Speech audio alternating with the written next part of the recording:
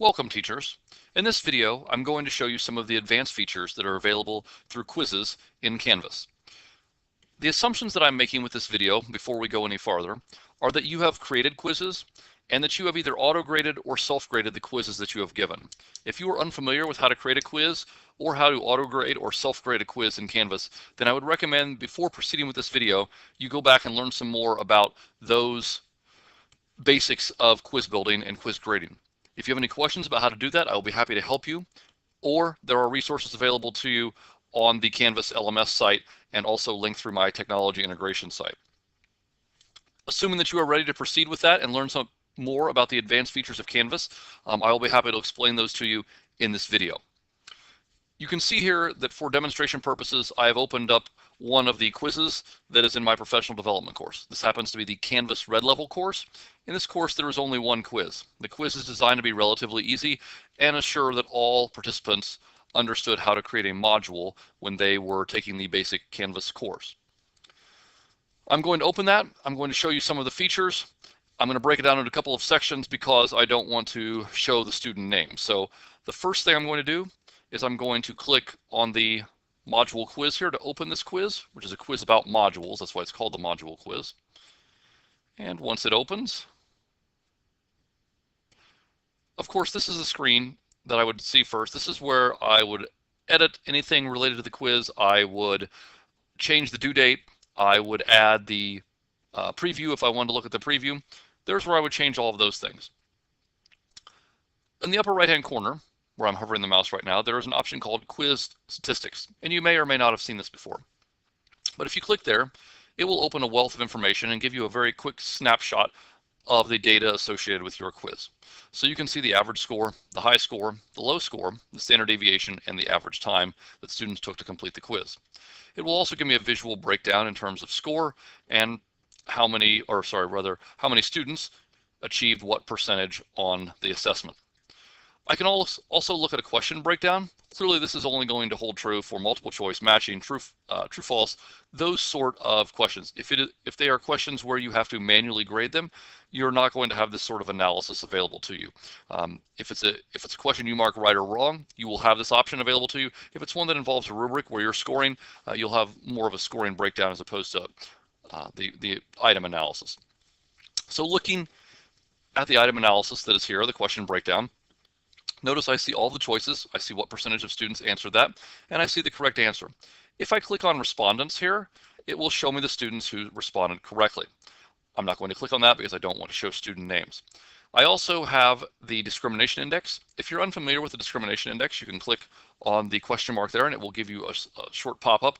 But essentially what the discrimination index does is that it allows you to see how closely a question is related to what students score as their final score for the quiz. And it will give me also a graph here indicating what percentage of students answered correctly. So I can scroll down, I can look at the various questions. Most of them, as I said, this was designed to be a very easy quiz. Got the question correct, therefore the discrimination index was 0 because it correlates to their score on the test. However, I can see that this question is one in which one respondent missed. If I want to see what that was, I would click here, but I won't do that. And that obviously has a different discrimination index because that was not necessarily as indicative of the final score. The 89% who answered correctly are shown in the graph right here. So that gives me a very quick snapshot of the data and allows me to look at a very, very quick snapshot of things that would be useful for RTI, would be useful for data tracking with students, that sort of thing that we do in our daily lives as teachers and in our PLCs on a weekly basis. Two other options, before I go on, I would like to show you can filter by section. So if you click the down arrow here, you can choose which section you would like to look at, and so you can compare different classes and different sections and see how they did on the assessment versus other classes. That comes in handy for doing item analysis as well. Two more options. Right here, I'm going to click these and then I will go into the second section of the video before I actually show them. There's student analysis and item analysis. If I click here, it will generate a CSV or a Microsoft Excel file associated with the student analysis, and it will also do the same thing for the item analysis. So I am going to download those two. However, because they show student names, I need to adjust my screen a little bit before I continue on with the next section of the video. So in the next section, I will show you how to use that student analysis and the item analysis to hopefully benefit you in some way.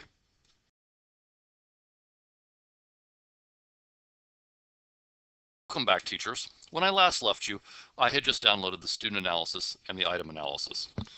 I'm going to open those and we're going to take a quick look at them. First, for the item analysis. You will notice that the spreadsheet it downloads is very simplistic, but not simplistic in the terms of the data that it has, but simplistic in the sense that it has not been formatted or edited in any sort of way. It's what's called a CSV file. Going across the top, I have the titles of each of the columns in the first row, so that I have the question title. I have how many students answered the question, how many students scored in the top count, how many were in the middle, and how many were in the bottom. Again, because this quiz was only 5 questions, we have no students in the middle. The number of questions, how many students were correct, how many students got it incorrect, what was the correct student to incorrect student ratio, and obviously those are both going to add to 1. The number of count of students who got it correct, the middle students, correct bottom score, the variance, the standard deviation, the difficulty index, alpha, some things you probably would never use, but they're all here and they're all available for you. So while this may or may not be useful for you, it does give you more of a table sort of breakdown of how many students scored the question correctly and how many scored incorrectly and what that ratio is. I think everything probably from this column over might not be of use to you, but it might be depending on what you're doing, especially if you're into some higher level math at the high school level. Maybe you want to analyze these things, look at them, or have students look at them. Those would certainly be options. But I think probably over on the left side here, those would be of the most use to you. But you can save those. Good source of RTI data, good source of other information that you might use looking at the question. Now let's look at the student analysis. That's probably going to be of more use to you. And if we look here, you will see the names are blocked off on the left. I did not want to show those names. And it's going to give the ID of those students as well as the SIS ID. It's going to tell what section they're in, the ID of the section. It's going to tell how many times they attempted the quiz. This should be 1 for everyone unless you have allowed multiple attempts for a quiz. And then, I guess I should back up. The first row, of course, again, is the titles for all of the columns. And then it gives the answer that the students answered. And if they were correct, it is a 1. And if they were incorrect, it was a 0. So again, this quiz being designed to be one that is a quick review, we would hope to see lots of 1s on here. And we do, and in fact, we only see this 1 0 right here, which indicates that it was an incorrect score. So I can very quickly look, okay, on this question, there was the option that was selected by almost everyone. They were all correct. Very easy to look at, very easy to do some analysis on. If you're familiar with how to write if-then statements or do some basic formulas in Excel, you can very quickly tie this in and do some conditional formatting. A great source of RTI data right here for you to easily manipulate if you want to do that. It will also give you the number of students who were correct on the question and the number of students who were incorrect in total and their final score. So this information could possibly come in very handy, a very nice feature that is available to you on Canvas. So that is a quick overview of the 2 features, I'll minimize this here, that are found by clicking the student analysis and the item analysis button within Canvas. And in the 3rd section, I will cover one more aspect of the usage of quiz, the advanced use of quizzes in the Canvas LMS software.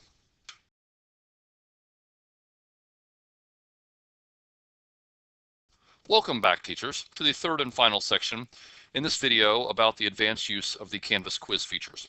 In this portion of the video rather, I am going to show you how to moderate a quiz. For this, I navigated back to the main Canvas quiz screen for a course, and I'm sure you can see only part of the quiz title, and that's because I need to block out some names in a window that's going to pop up here in just a minute. But I'm going to click right here on that quiz.